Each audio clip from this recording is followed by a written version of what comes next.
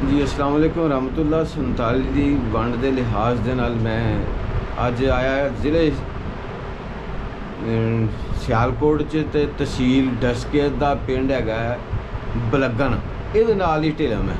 ਤੇ ਬਲੱਗਣ ਦੇ ਵਿੱਚ 47 ਦੀ ਵੰਡ ਤੋਂ ਪਹਿਲਾਂ ਬਹੁਤ ਸਾਰੇ ਹਿੰਦੂ ਤੇ ਸਿੱਖ ਵੱਡੇ ਜ਼ਿਮੀਂਦਾਰ ਰਹਿੰਦੇ ਰਹੇ ਨੇ। ਤੇ ਅੱਜ ਜਿਨ੍ਹਾਂ ਬਜ਼ੁਰਗਾਂ ਦੇ ਨਾਲ ਮੈਂ ਗੱਲਬਾਤ ਕਰਾਂਗਾ, ਇਹ ਆਏ ਨੇ ਜੀ ਰਤਰ ਛਤੜ ਮਕਾਨ ਸ਼ਰੀਫ ਤੋਂ ਤੇ ਜ਼ਿਲ੍ਹੇ ਗੁਰਦਾਸਪੁਰ ਤੋਂ। ਇਹਨਾਂ ਨਾਲ ਗੱਲਬਾਤ ਕਰਨੀ ਜੀ ਸਾਂਝੀ, ਤੇ ਇਹਨਾਂ ਦੀ ਸਫਰੀ ਕਹਾਣੀ ਉਹ ਕਿਸ ਤਰ੍ਹਾਂ ਰਹੀ, ਉੱਥੋਂ ਦਾ ਰਹਿਣ ਸਹਿਣ ਮੁਸਲਮਾਨਾਂ ਦਾ, ਹਿੰਦੂਆਂ ਦਾ, ਸਿੱਖਾਂ ਦਾ, ਫਿਰ ਹਿਜਰਤ ਦੀ ਕਹਾਣੀ, ਕਿਸ ਤਰ੍ਹਾਂ ਇਹਨਾਂ ਨੇ ਆਪਣੀ ਅੱਖੀਂ ਉਹ ਲੋਕਾਂ ਦੇ ਜਿਹੜਾ ਨਾ ਉਹ ਕਟੇ ਹੋਏ ਜਿਸਮ, ਵਿਖਰੀਆਂ ਹੋਈਆਂ ਲਾਸ਼ਾਂ ਤੇ ਦੁੱਖ ਭਰੀ ਕਹਾਣੀ ਜਿਹੜੀ ਹੈ ਉਹ ਤੁਹਾਡੇ ਨਾਲ ਸਾਂਝੀ ਕਰਨੀ ਹੈ। ਫਿਰ ਇਹ ਕਿਸ ਤਰ੍ਹਾਂ ਇਹ ਇੱਥੋਂ ਹਿਜਰਤ ਕਰਕੇ ਇੱਕ ਐਸੀ ਮੰਜ਼ਿਲ ਦੀ ਤਰਫ ਚੱਲ ਪਏ ਜਿਹਦਾ ਪਤਾ ਕੋਈ ਨਹੀਂ ਸੀ। ਕਰਦਿਆਂ ਅੱਲਾਹ ਪਾਕ ਨੇ ਰਿਜ਼ਕ ਇਹਨਾਂ ਦਾ ਇੱਥੇ ਲਿਖਿਆ ਤੇ ਇਹ ਫਿਰ ਜਿਹੜਾ ਨਾ ਇਸ ਪਿੰਡ ਬਲੱਗਣ ਦੇ ਵਿੱਚ ਆ ਕੇ ਬੈਠੇ। ਚਲੋ ਗੱਲਬਾਤ ਸਾਂਝੀ ਕਰਨੇ ਦੀ। अस्सलाम वालेकुम जी। अस्सलाम वालेकुम। ਕੀ ਹਾਲ ਚਾਲ ਜੇ ਬਜ਼ੁਰਗੋ, ਠੀਕ ਹੋ, ਖਰੀਅਤ ਹੈ? ਅੱਲਾਹ ਦਾ ਕਰਮ। ਤੁਹਾਡਾ ਨਾਮ ਕੀ ਜੇ? ਰਸ਼ੀਦ ਅਹਿਮਦ। ਰਸ਼ੀਦ ਅਹਿਮਦ। ਤੇ ਭਾਜੀ ਤੁਹਾਡੇ ਬਜ਼ੁਰਗਾਂ ਦਾ ਨਾਮ? ਗੁਲਾਮ ਰਸੂਲ। ਗੁਲਾਮ ਰਸੂਲ। ਆਪਣੀ ਬਰਾਦਰੀ ਕਿਹੜੀ ਹੈ? ਬਰਾਦਰੀ ਜਾਟੀਆਂ ਅਸੀਂ ਰੰਧਾਵੇ। ਜੱਟ ਰੰਧਾਵੇ। ਠੀਕ ਹੈ, ਰੰਧਾਵਾ। ਠੀਕ। ਪਾਕਿਸਤਾਨ ਹਿੰਦੁਸਤਾਨ ਦੀ ਵੰਡ ਹੋਈ ਹੈ, ਅੰਦਾਜ਼ੇ ਨਾਲ ਇਹ ਤੁਸੀਂ ਦੱਸਣਾ ਕਿ ਤੁਹਾਡੀ ਉਸ ਵਕਤ ਉਮਰ ਕਿੰਨੀ ਸੀ ਅੰਦਾਜ਼ੇ ਨਾਲ? ਉਮਰ ਮੇਰੀ ਉਦੋਂ ਕੋਈ ਤਕਰੀਬਨ ਇਸ ਵਕਤ ਮੇਰੀ ਉਮਰ ਜਿਹੜੀ ਹੈ 88 ਸਾਲ ਹੈ। ਮਾਸ਼ਾਅੱਲਾ ਮਾਸ਼ਾਅੱਲਾ। ਲਾ ਲਓ ਜੀ, ਤੁਹਾਡੀ ਖੈਰ ਹੋ ਜਾਏ। 88 99 11-12 ਸਾਲ ਉਮਰ ਹੈ। ਹੋਸ਼ ਚੰਗੀ ਸੀ ਫਿਰ। ਉਦੋਂ। ਅੱਛਾ, ਤੁਸੀਂ ਕਿੰਨੇ ਭਰਾ ਸੀ? ਤੁਹਾਡੇ ਤੋਂ ਵੱਡੇ ਕਿੰਨੇ ਭਰਾ ਸਨ? ਮੇਰੇ ਤੋਂ ਛੋਟਾ ਇੱਕ। 2 ਭਰਾ ਸੀ। ਛੋਟੇ ਭਾਈ ਦਾ ਨਾਮ?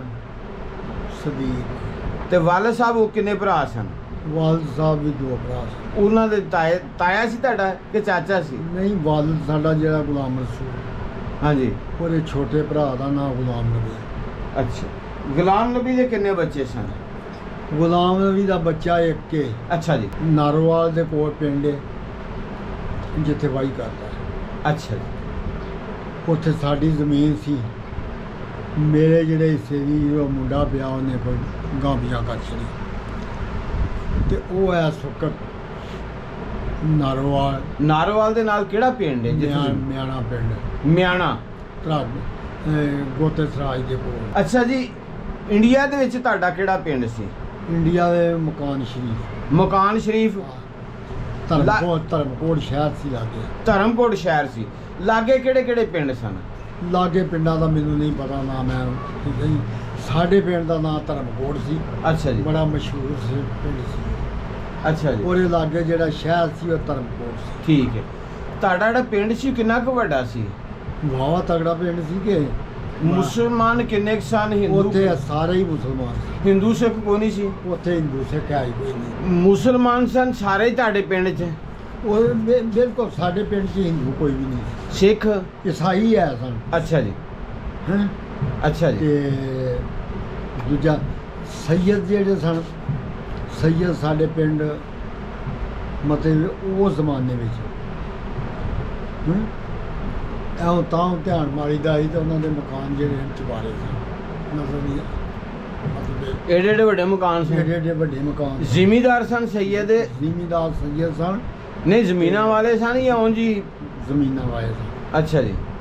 ਤੇ ਬੜਾ ਮਸ਼ਹੂਰ ਹੈ ਉਹ ਪਿੰਡ। ਧਰਮਕੋਟ ਦੇ ਲਾਗੇ ਮਕਾਨ ਸ਼ਰੀਫ। ਧਰਮਕੋਟ ਦੇ ਲਾਗੇ ਮਕਾਨ ਸ਼ਰੀਫ। ਮਕਾਨ ਸ਼ਰੀਫ। ਉਹਨਾਂ ਸੈਯਦਾਂ ਨੇ ਕੋਈ ਉੱਥੇ ਦਰਬਾਰ ਸ਼ਬਾਰ ਵੀ ਬਣਾਇਆ ਹੋਏਗਾ? ਦਰਬਾਰ ਬਣਾਏ ਸਨ। ਜਿਹਦੀ ਸ਼ਾਦੀ ਵਿਆਹ ਹੁੰਦਾ ਸੀ ਉੱਥੇ ਜ਼ਰੂਰ, ਉੱਥੇ ਪਹਿਲਾਂ ਜਦੋਂ ਵਿਆਹ ਸ਼ਾਦੀ ਮੱਥਾ ਟੇਕਣਾ ਜਾ ਕੇ? ਉੱਥੇ ਮੱਥਾ ਟੇਕਣਾ। ਠੀਕ ਹੈ। ਉੱਥੋਂ ਫਿਰ ਮੈਂ ਕਿ ਵਿਆਹ ਸ਼ਾਦੀ ਜਾਣ ਤੋਂ ਪਹਿਲੇ, ਬਰਾਤ ਜਾਣ ਤੋਂ ਪਹਿਲੇ ਨੇ ਬੜੇ ਲੋਕ ਮੰਨਦੇ ਸਨ, ਮੁੰਡਿਆਂ ਨੇ ਉੱਥੇ ਜਾ ਕੇ ਮੱਥਾ ਟੇਕਣਾ ਤੇ ਫਿਰ ਜਾਣਾ ਬਰਾਤ ਤੇ। ਨਾ ਉਹ ਗੱਲ ਇਹ ਆ ਕਿ ਉਹ ਕਰਨੀ ਵਾਲੇ ਸਨ। ਅੱਛਾ, ਕਰਨੀ ਕੋਈ ਫਰਾਡ ਨਹੀਂ ਸੀ, ਕਰਨੀ ਵਾਲੇ ਸਨ। ਕਰਨੀ ਵਾਲੇ ਲੋਕ ਸਨ। ਅੱਛਾ। ਕੀ ਨਾਂ ਸੀ ਉਹਨਾਂ ਪੀਰਾਂ ਦਾ? ਪੀਰਾਂ ਦੇ ਨਾਮ ਦਾ ਮੈਨੂੰ ਹੁਣ ਨਹੀਂ ਪਤਾ ਰਿਹਾ। ਅੱਛਾ ਕੋਈ ਜੀ। ਇੱਕ ਤੇ ਨਹੀਂ ਸੀ ਨਾ। ਕਿੰਨੀਆਂ ਉੱਥੇ ਢੇਰੀਆਂ ਸਨ? ਦਰਬਾਰ ਇੱਕੋ ਹੀ ਸੀ ਕਿ ਸੈਦਾਂ ਦੇ ਜਿਹੜੇ ਦਰਬਾਰ ਸਨ ਜਾਂ ਮਕਾਨ ਸਨ ਉਹ ਬੜੇ ਪੱਕੇ ਸੀ। ਠੀਕ। ਭਾਜੀ ਉੱਥੇ ਸ਼ਹੀਦਾਂ ਦੇ ਕਿੰਨੇ ਕੁ ਘਰ ਸਨ? ਸੈਦਾਂ ਦੇ ਹੈ ਸਨ ਕੋਈ 6-7 ਘਰ ਹੋਣੇ। 6-7 ਘਰ। ਪਿੰਡ ਦੇ ਵਿੱਚ ਸ਼ਹੀਦਾਂ ਤੋਂ ਇਲਾਵਾ ਰੰਧਾਵੇ ਰੰਧਾਵੇ ਜੱਟ ਜਿਹੜੇ ਹਨ ਜ਼ਿਆਦਾ ਸਨ। ਕਿੰਨੇ ਕੁ ਘਰ ਸਨ ਰੰਧਾਵੇ ਜੱਟਾਂ ਦੇ? ਕਾਫੀ ਘਰ ਸਨ ਉੱਥੇ, ਹੁਣ ਮੈਂ ਗਿਣੇ ਨਹੀਂ। ਅੱਛਾ ਬਾਕੀ ਉਹ ਜ਼ਿਆਦਾ ਰੰਧਾਵੇ ਸਨ। ਅੱਛਾ, ਅਕਸਰੀਅਤ ਰੰਧਾਵਿਆਂ ਦੀ ਸੀ। ਜੀ ਜੀ। ਸਾਡੇ ਦਾਦੇ ਦੀ ਹੈ ਸੀ ਕੋਈ 7 ਕਿੱਲੇ। ਠੀਕ ਹੈ।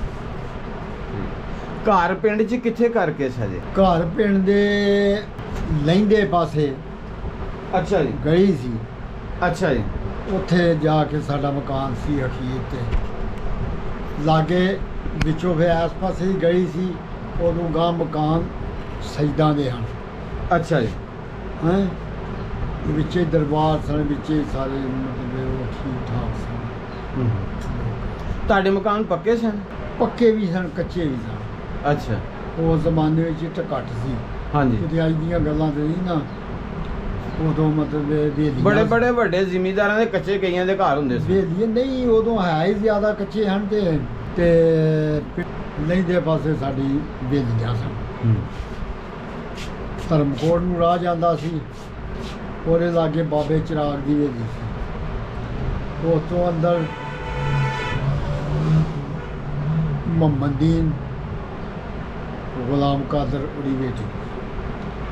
ਉਦੋਂ ਅੱਗੇ ਸਾਡੀ ਵੇਲੀ ਸੀ। ਉਦੋਂ ਅੱਗੇ ਸਾਡੇ ਤਾਏ ਸਨ ਨਜ਼ੀਰ ਹੋਰੀ, ਉਹਨਾਂ ਦੀ ਵੇਲੀ ਸੀ, ਜਿਹਦਾ ਸਾਡੇ ਤਿੰਨਾਂ ਵੇਲੀਆਂ ਦਾ ਦਰਵਾਜ਼ਾ ਇੱਕ ਸੀ, ਵੱਡਾ ਦਰਵਾਜ਼ਾ ਅੰਦਰੋਂ ਵੱਡੀ ਦਰਵਾਜ਼ਾ ਇੱਕ ਸੀ। ਹਿੱਸੇ ਲੱਗਦਾ ਵੀ ਸਨ। ਅੱਗੋਂ ਅੱਗੇ 3 ਹਿੱਸੇ ਕੀਤੇ ਸਨ। ਵੱਡਾ ਦਰਵਾਜ਼ਾ। ਨਿਸ਼ਾਨੀ ਕੀ ਸੀ ਵੇਲੀ ਦੀ? ਪੱਕੀ ਨਿਸ਼ਾਨੀ ਉਸ ਵਕਤ? ਪੱਕੀ ਨਿਸ਼ਾਨੀ ਇਹ ਤੇ ਨਹੀਂ ਨਾ ਲਾਈ ਵੀ ਮੈਂ ਨਿਸ਼ਾਨੀਆਂ ਨਹੀਂ ਕੋਈ ਲਾਉਂਦਾ। ਦਰਖਤ, ਕੋਈ ਖੂਹ ਵੇਲੀ ਦੇ ਵਿੱਚ? ਕੋਈ ਖੂਹ ਵੇਲੀ ਦੇ ਵਿੱਚ ਨਹੀਂ ਸੀ। ਕੋਈ ਦਰਖਤ? ਨਾ ਦਰਖਤ ਵੀ ਕੋਈ ਨਹੀਂ ਸੀ। ਹਾਂਜੀ। ਚੜ੍ਹਦੇ ਪਾਸੇ ਦਰਵਾਜ਼ਾ ਸੀ। ਅੱਛਾ ਅੱਛਾ। ਲਹਿੰਦੇ ਪਾਸੇ। ਅੱਛਾ। ਲਹਿੰਦੇ ਪਾਸੇ ਦਰਵਾਜ਼ਾ ਸੀ। ਬਾਹਰ ਵਾਲਾ ਦਰਵਾਜ਼ਾ ਲਹਿੰਦੇ ਪਾਸੇ ਸੀ? ਵੱਡਾ ਦਰਵਾਜ਼ਾ ਸੀ। ਅੱਛਾ। ਲੱਕੜ ਦਾ? ਆਹ। ਗਾੜੀ ਛਾੜ ਲੰਘ ਜਾਂਦੀ ਸੀ? ਅੱਗੋਂ 3 ਹਿੱਸੇ ਸਨ। ਠੀਕ ਹੋ ਗਿਆ। ਵੇਲੀ ਦੇ ਅੱਗੋਂ 3 ਹਿੱਸੇ ਸਨ। ਦਰਵਾਜ਼ਾ ਵੱਡਾ ਇੱਕ ਸੀ। ਤੇ ਮਕਾਨ ਜਿਹੜਾ ਸੀ? ਮਕਾਨ ਜਿਹੜੇ ਵੱਖੋ ਵੱਖ ਸਨ। ਅੱਛਾ। ਮਕਾਨ ਸਾਡਾ ਜਿਹੜਾ ਸੀ ਸਜਦਾ ਦੇ ਮਕਾਨ ਸਨ ਵੱਡੇ। ਅੱਛਾ। ਉਹਦਾ ਆਸ ਪਾਸੇ ਦੀ ਗਲੀ ਸੀ। ਗਲੀ ਦੇ ਅੱਗੇ ਗਲੀ ਕਿਹੜੇ ਪਾਸੇ? ਦੱਖਣ ਪਹਾੜ ਦੀ ਕਿ ਲਹਿੰਦੇ ਚੜ੍ਹਦੇ? ਪਹਾੜ ਦੀ ਤੇ ਦੱਖਣ ਦੀ। ਅੱਛਾ। ਤੇ ਉਦੋਂ ਅੱਗੇ ਸਾਡੇ ਮਕਾਨ ਸੀ। ਤੁਹਾਡੇ ਇਲਾਕੇ 'ਚ ਫਸਲ ਕਿਹੜੀ ਹੁੰਦੀ ਸੀ ਉਸ ਵਕਤ? ਫਸਲ ਇਹੋ ਹੀ ਹੁੰਦੀਆਂ। ਸਾਡਾ ਬਾਗ ਸੀ ਕਿਸ ਚੀਜ਼ ਦਾ? ਅੰਬਾਂ ਦਾ। ਕਿਹੜੇ ਪਾਸੇ ਸੀ?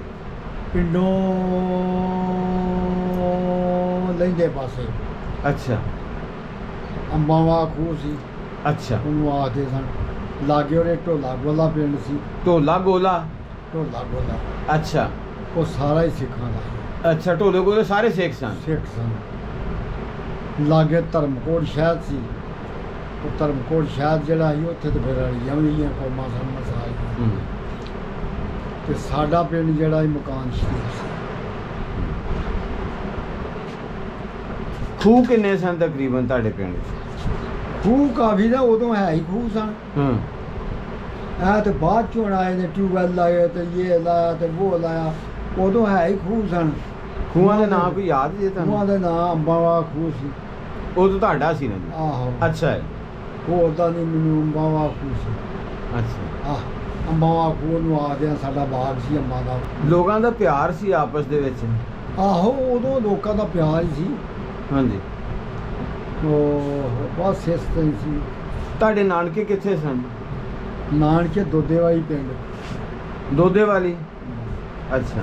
ਦੋਦੇਵਾਲੀ ਉੱਥੋਂ ਥੋੜ੍ਹਾ ਹੀ ਸੀ ਅੱਗੇ ਦਰਿਆ ਆ ਜਾਂਦਾ ਸੀ। ਦਰਿਆ ਕਿਹੜਾ? ਦਰਿਆ ਪਤਾ ਨਹੀਂ ਕਿਹੜਾ ਹੈ। ਦਰਿਆ ਸੀ ਵੈਸੇ? ਦਰਿਆ ਸੀ। ਅੱਛਾ।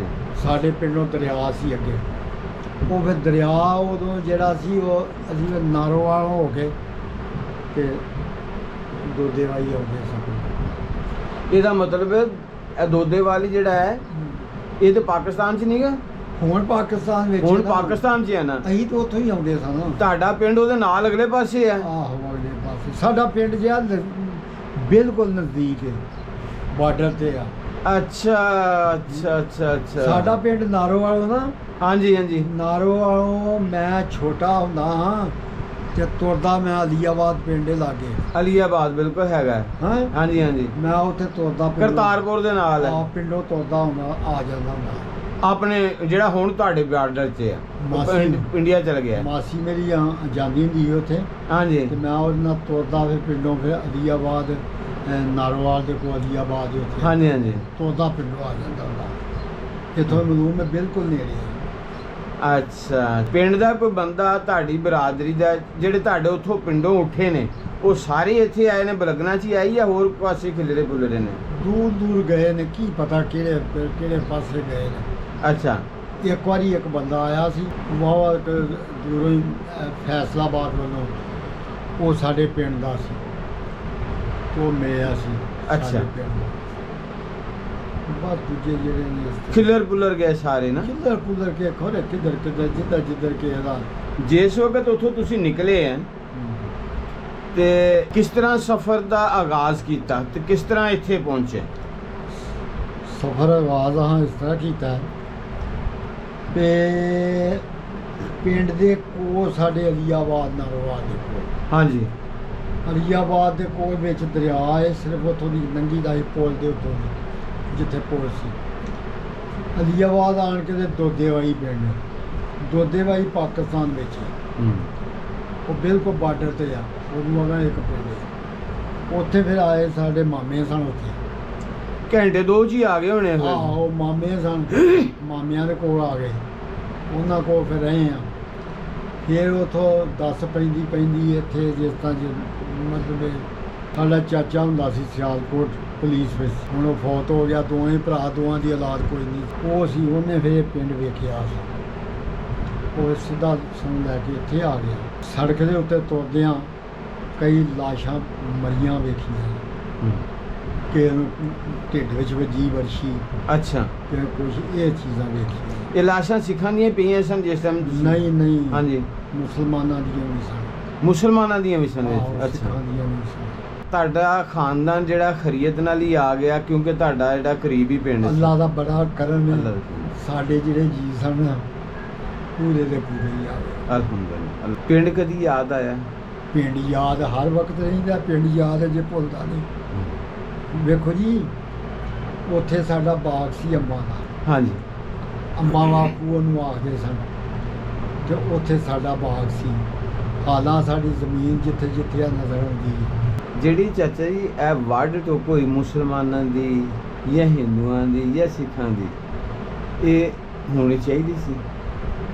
ਅੱਛਾ ਅਮਲ ਨਹੀਂ ਹੋਇਆ। ਹੋਣੀ ਤੇ ਨਹੀਂ ਚਾਹੀਦੀ, ਪਰ ਗੱਲ ਇਹ ਆ ਵੀ ਜਿਹਦੇ ਕਾਬੂ ਜਿਹੜਾ ਕੋ ਚੜਿਆ, ਜੇ ਮੁਸਲਮਾਨ ਦੇ ਕਾਬੂ ਸਿੱਖ ਚੜਿਆ ਤੇ ਉਹਨੇ ਉਹਨੂੰ ਵੱਢ ਲੈਣਾ, ਜੋਰੇ ਕਾਬੂ ਮੁਸਲਮਾਨ ਚੜਿਆ ਤੇ ਉਹਨੇ ਉਹਨੂੰ, ਇੱਕ ਦੂਜੇ ਦੇ ਹੈ ਤੇ ਮੁਖਾਲਫ ਸਨ। 47 ਦੀ ਵੰਡ ਤੋਂ ਪਹਿਲੇ ਤਾਂ ਪਿਆਰ, ਇੱਕ ਜਗ੍ਹਾ ਤੇ ਇਕੱਠੇ ਰਹਿਣ ਵਾਲੇ। ਉਹ 47 ਦੀ ਵੰਡ ਤੇ ਹੋਣ ਦੀ ਇਕੱਠੇ ਤੇ ਉਹਨਾਂ ਚਿਰ ਹੁੰਦੇ ਨੇ ਜਿੰਨਾ ਚਿਰ ਜਦੋਂ ਵੇਖੋ ਜੀ ਇੱਕ ਦੂਜੇ ਦੇ ਸਾਹਮਣੇ ਦਿਸਦੀ ਹੈ। ਹੁਣ ਇੱਥੋਂ ਜਿਹੜੇ ਮਤਲਬ ਜਾਂਦੇ ਨੇ, ਸਿੱਖ ਗਏ ਨੇ ਰਾਹ ਵਿੱਚ, ਮੁਸਲਮਾਨ ਦੇ ਕਾਬੂ ਆ ਗਿਆ ਤੇ ਉਹਨੇ ਮਾਰ ਛੱਡਿਆ। ਹਾਂਜੀ, ਜੋ ਉਹਨਾਂ ਦੇ ਕਾਬੂ ਉਹ ਆ ਗਿਆ ਤੇ ਉਹਨੇ ਮਾਰ ਛੱਡਿਆ। ਇਸ ਤਰ੍ਹਾਂ ਹੀ। ਇਹ ਤੇ ਇੱਥੇ ਪਿੰਡ ਦੇ ਵਿੱਚ ਆ ਕੇ ਤੁਸੀਂ ਬਹਿ ਗਏ, ਇੱਥੇ ਸਿੱਖਾਂ ਦੀ ਅਕਸਰੀਅਤ ਸੀ ਪਿੰਡ 'ਚ? ਸਿੱਖ ਇੱਥੇ ਵਾਹਵਾ ਸਨ ਕਿ ਅੱਛਾ। ਸਿੱਖ ਕਾਫੀ, ਮਤਲਬ ਜਿੰਨੇ ਤੁਸੀਂ ਵੀ ਇੱਥੇ ਗੁਰਦੁਆਰੇ ਕਿੰਨੇ ਸਨ ਪਿੰਡ ਬਲੱਗਣ 'ਚ? ਗੁਰਦੁਆਰਾ ਇੱਕੋ ਹੀ ਸੀ। ਇੱਕੋ ਵੇਖਿਆ ਤੁਸੀਂ ਇੱਥੇ ਮੜੀਆਂ ਪੱਕੀਆਂ ਸਨ ਜਾਂ ਕੱਚੀਆਂ ਕੁੱਚੀਆਂ? ਕੋਈ ਚਾਰ ਮੜੀਆਂ ਵੀ ਆ ਸਨ। ਹੁਣ ਤਾਂ ਪੈਲੀਆਂ ਬਣ ਗਈਆਂ ਕਿ ਮਕਾਨ? ਹੁਣ ਪੈਲੀਆਂ ਬਣ ਗਈਆਂ, ਹੁਣ ਮੜੀਆਂ ਕੌਣ ਰਹਿਣ ਦਿੰਦਾ। ਅੱਛਾ ਅੱਛਾ। ਮਕਾਨ ਸਿੱਖਾਂ ਦੇ ਕੋਈ ਪੁਰਾਣੇ? ਮਕਾਨ ਸਿੱਖਾਂ ਦੇ ਉੱਥੇ ਮਹਾਜਰਾਂ ਆਣ ਕੇ ਬਹਿ ਗਏ। ਮਕਾਨ ਮਹਾਜਰ ਤੇ ਆ ਕੇ ਬਹਿ ਕੇ ਖਤਮ ਹੋ ਗਏ ਕਿ ਮੌਜੂਦ ਹੈ ਨੇ ਕੋਈ ਨਿਸ਼ਾਨੀਆਂ? ਨਿਸ਼ਾਨੀਆਂ ਅੱਲਾ ਹੈ ਹੀ ਨੇ।